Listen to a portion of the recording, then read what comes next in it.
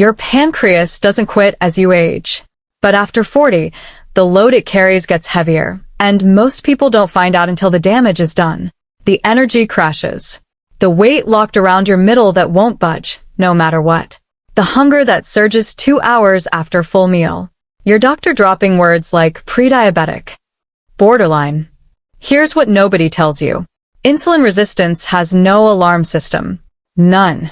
It's the only major metabolic condition that can run silently for a decade, sometimes longer, with zero obvious symptoms.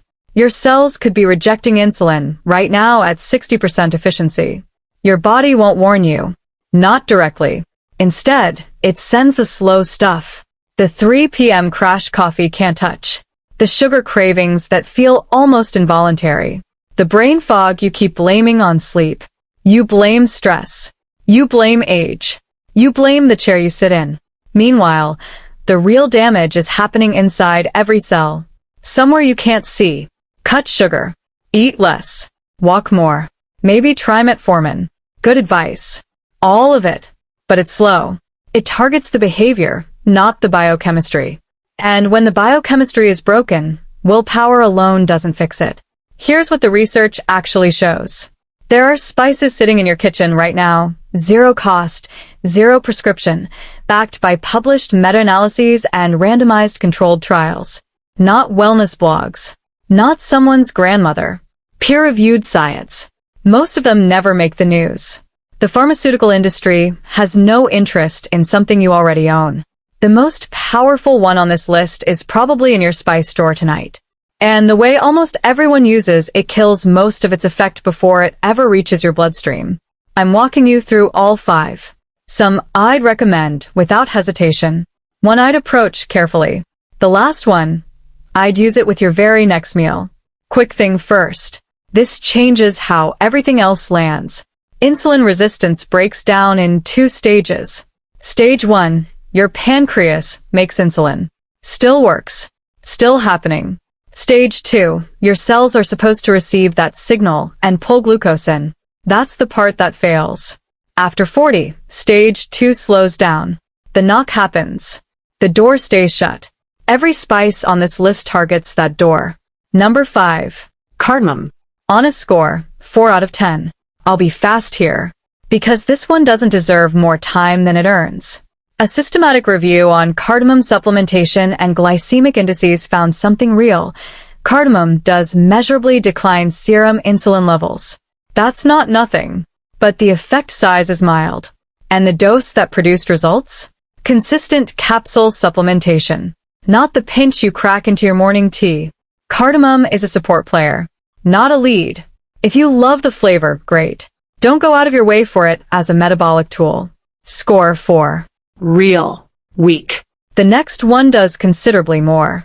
Number 4. Ginger. On a score, 6 out of 10. Ginger earns its step up. A randomized, double-blind, placebo-controlled trial, published in PMC, tested ginger supplementation on subjects with metabolic syndrome, one of the most insulin-resistant populations that exists. The results showed meaningful improvement across multiple metabolic markers. Simultaneously, here's why that matters. Insulin resistance doesn't travel alone. It brings elevated triglycerides, blood pressure shifts, visceral fat. Ginger pushes back on the whole cluster, not just one number. But here's where most people waste it. Fresh root and dried powder are not the same compound. They don't behave the same way in the body. The research used gram-level doses. Not a pinch. Not a biscuit. Not a tea bag dunked for 90 seconds. Fresh root. Daily. With food. That's the version that counts. Score 6.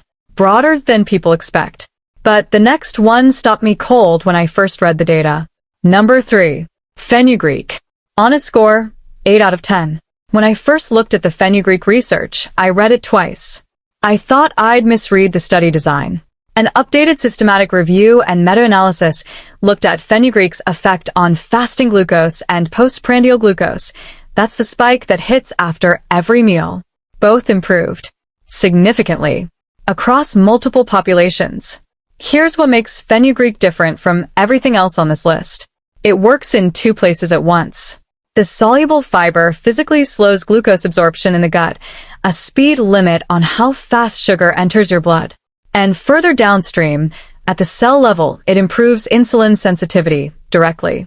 Slow the flood. Fix the drain. At the same time, that's rare. But form matters. Raw seeds soaked overnight in cold water extract the active compounds far better than powder stirred into food. 1 teaspoon. Soak overnight.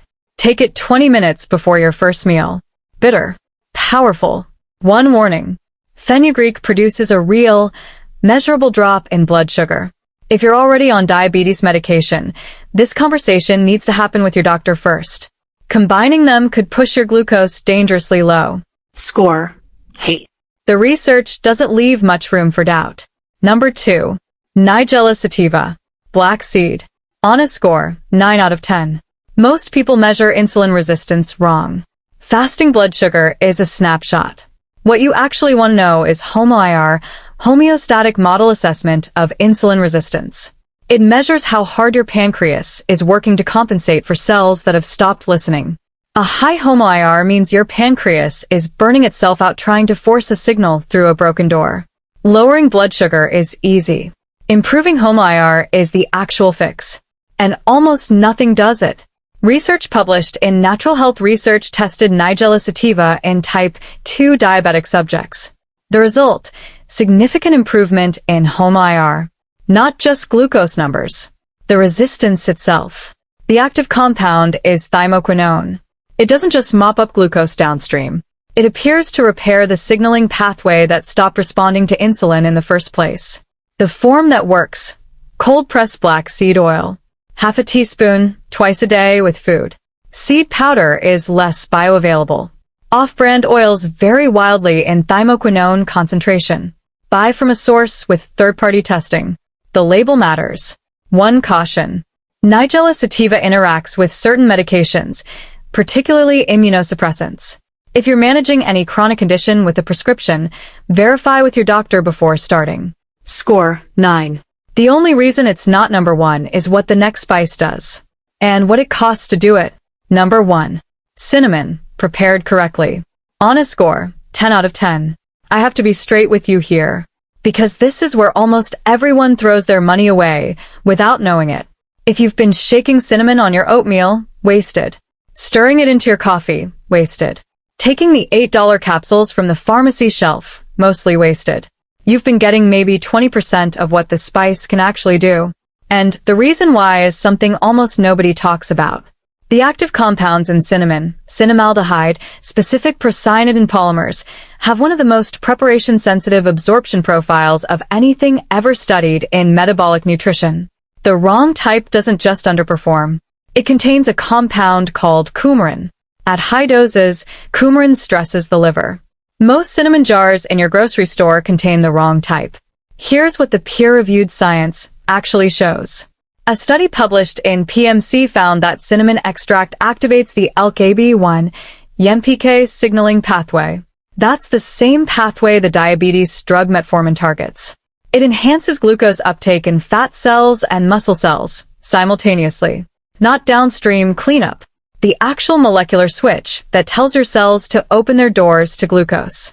Then a Frontiers meta-analysis, synthesizing evidence across multiple randomized controlled trials, confirmed cinnamon's ability to modulate peripheral insulin resistance. The resistance in your muscle and fat tissue. The core of the problem. Same pathway as metformin. 15 cents a dose. 2 things determine whether you get that result or nothing. First, the type.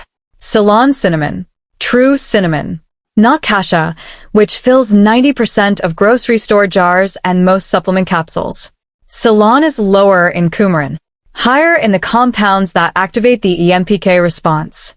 If your jar just says cinnamon with no further detail, it's cassia. The label is everything. Second, the preparation. Sprinkling cinnamon on food traps the active compounds in fiber. They pass through largely unused. The compounds extract in warm liquid. A half teaspoon steeped in hot water, not boiling, around 80 degrees Celsius, for 10 full minutes releases them into a bioavailable form. Adding a small fat source, a teaspoon of coconut oil, a splash of whole milk increases uptake further. Several of the active compounds are lipid-soluble. Fat is the delivery vehicle. Here's the exact recipe. Half a teaspoon of Ceylon cinnamon. Hot water, 80 degrees. Steep 10 minutes. Add 1 teaspoon of coconut oil or a splash of whole milk. Stir. Drink with your first meal. Never on an empty stomach. 90 seconds. 15 cents. Under $4 a month. This is not the cinnamon roll version. This is the clinical version. Targeting the same pathway as a prescription drug, with a spice that's been in your kitchen your entire life. Quick reality check. And this part is not optional. These spices work because they're biochemically active. Biochemically active means they interact with your body and with your medications. Diabetes medication, blood thinners, immunosuppressants, blood pressure drugs. If any of those apply to you, every single item on this list requires a conversation with your doctor first. Not a Google search. Not probably fine. A real call. Because combining something that genuinely lowers blood glucose with a drug that also lowers blood glucose doesn't double the benefit. It can push you into a dangerous low. This is information, not a prescription. Here's exactly how I'd use this list. And what I'd avoid.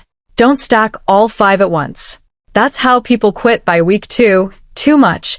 Can't tell what's working, drop everything. Start with one thing. The cinnamon steep. Half a teaspoon of Ceylon. Hot water. 10 minutes. 1 teaspoon of fat. With breakfast. That's it. 2 weeks. Nothing else. After 2 weeks, add 1 more. Either soak a teaspoon of fenugreek seeds overnight and take them before your first meal. Or start half a teaspoon of black seed oil twice a day. Pick one. Not both.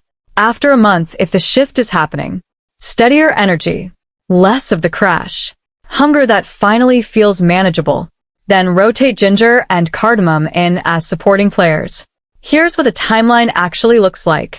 Days, you may notice steadier energy after meals, less of the afternoon drop, cravings that don't feel like emergencies. 6 to 8 weeks, the kind of change your doctor would see. Fasting glucose. Home IR, numbers on a panel. 3 months, structural change. Actual improvements in how your cells respond to insulin. Consistency. Not intensity. That's the whole game. So, tonight, half a teaspoon of Ceylon cinnamon. Hot water. 10 minutes. That's it. 90 seconds in your kitchen. Here's the truth about metabolic health after 40.